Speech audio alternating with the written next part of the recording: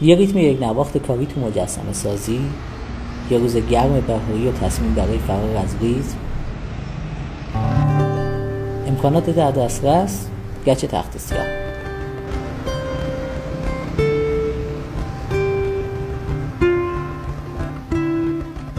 پس گچ رو برداشتم تا یه اجرای هنری یا همون پرفورمنس داشته باشم و شروع کردم به کشیدن.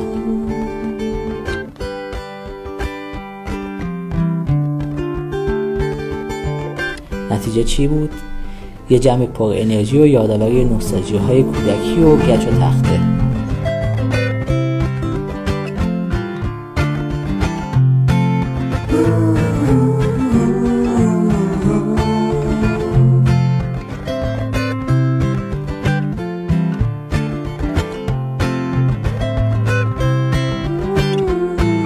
حتی به ذهنم رسید از فضای گلیم مانند روی بلوکه ها، تک تک بلوکه ها. کم کم مردم هم خود به خود جذب شدن که ما داریم چی کار میکنیم.